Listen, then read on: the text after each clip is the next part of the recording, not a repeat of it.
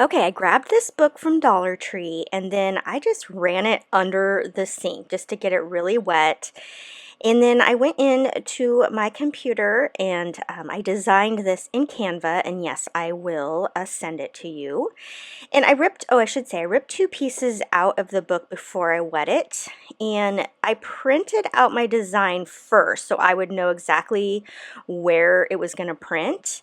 And then I'm holding it up to the light so I get that page on there just like I like it. And I'm going to use a little bit of double stick tape.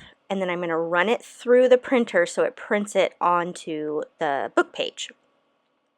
Okay, so here is what my book looks like after it's dried in the sun. And now drying it outside is also going to kind of yellow the book as well, because you're going to see how these pages are a little bit lighter. And but once I finish this project, I set it back out in the sun and it yellowed the pages. Now you can see the double stick tape runner that I used. I mean, it sticks it down because you really need the page to be stuck to the paper in order for it to go through the printer and, you know, not come off the paper and whatnot. So you're going to be very careful removing it. Remember though, if you rip it, it's okay because this is supposed to look like an old book. So I'm going to take my glue stick and glue these down. Now I thought about it. This, I should say, I found something in Michael's that was this Raven book on a little stand, and I was like, ooh, I could make that.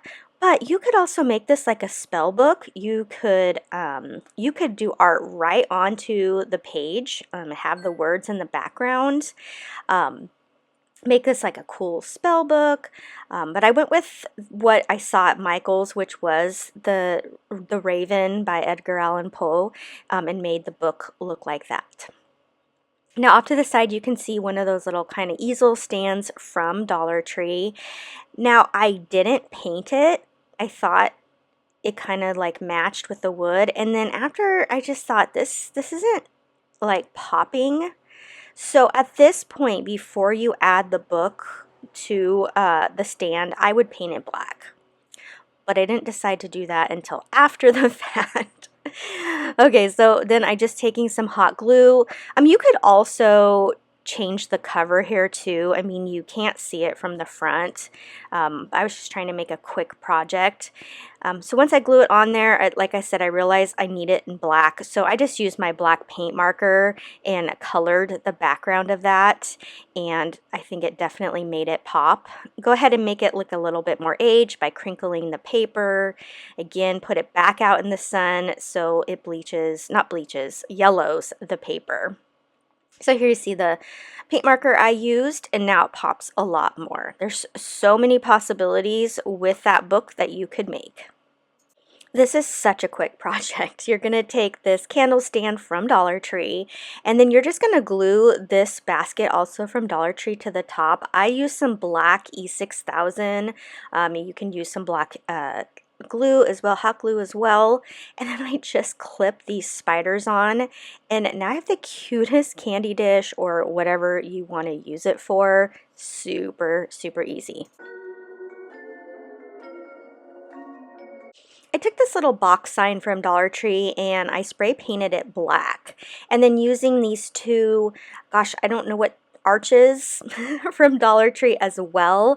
I'm going to go ahead and glue them to the sign here. I'm going to use some black E6000 as well as some hot glue and glue those to this box. This was a fun project because I didn't know where it was going. It was just, let's just do this and then add some of this, and so you'll kind of see it evolve on screen because yeah, I love projects like this where I kind of have an idea, but really I don't. So, like I said, I'm just gluing these two sides together, and then it's a matter of filling our little box there.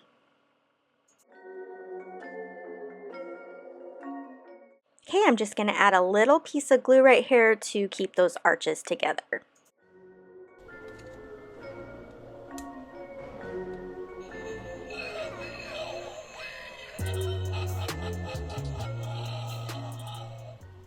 Okay, I grabbed that motion detection of skulls from Dollar Tree. It lights up as well. And then I'm adding some of the creepy cloth here from Dollar Tree into my little sign here, sign box. And then I'm going to decorate with these bats that this clip on. I'm clipping on 2 onto the arches and 1 right here on the front. And then you can cover the little clip with the spooky cloth, just like cover that. Also, I'm sorry I'm filming up and down. I didn't realize that, but I think you can see it okay. So then it was like, okay, what else can I do to this? And so then I grabbed some of the chains from Dollar Tree and cut it down. Those chains from Dollar Tree are really cool to add to any decor. So I just put that behind it. Now I decide, okay, let's put some lights on this. I got to take the skulls and the chains out. And I grabbed this little light thing from Dollar Tree as well. And I'm just going to set the box behind it. Now if you wanted to like glue this, double stick tape, whatever, to the back, you could do that as well. And then I'm just going to string these lights through, and then that completes this project.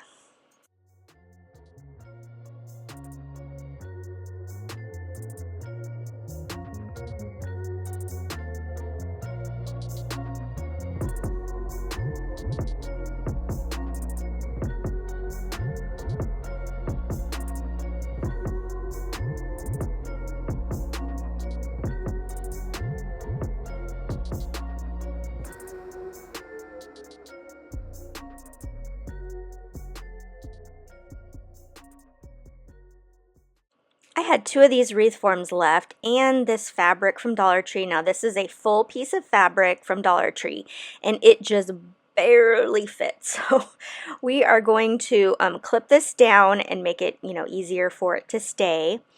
And then I'm going to add the other wreath form on top of it. So we're sandwiching this fabric with 2 of these wreath forms. And then after I do that, I'm going to go ahead and flip it over and then just start hot gluing that fabric to the form.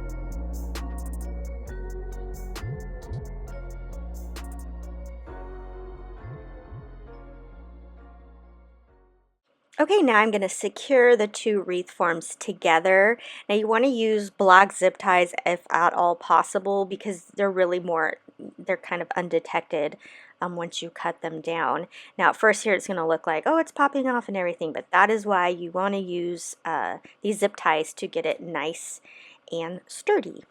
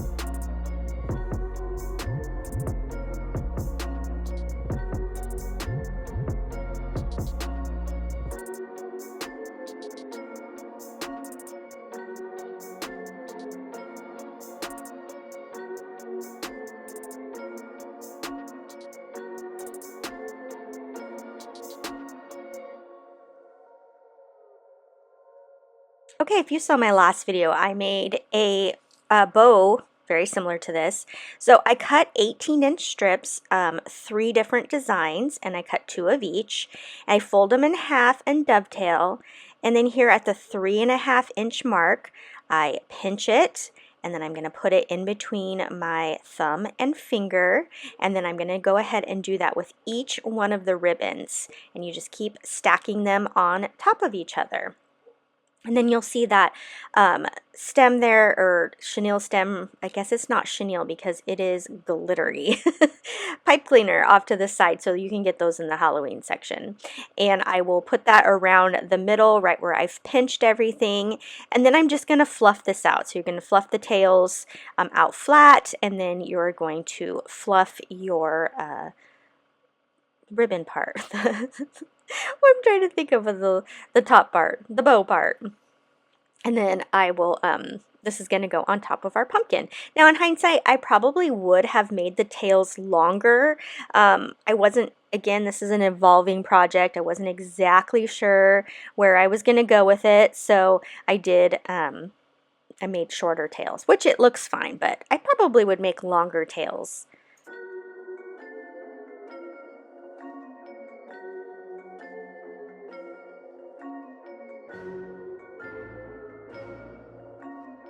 I have this little sign in my stash. It's normally a 2-pack, but I'm going to use that one. And then these stems also from Dollar Tree. I'm going to add them to the top here. They're going to kind of be like, well, I guess, I mean, they're not really like leaves, but your little curly cues. And I will add those to it. I will add the little sign and the bow, and then this project's complete. You can see those little pumpkins off to the side. I thought those were really cute too.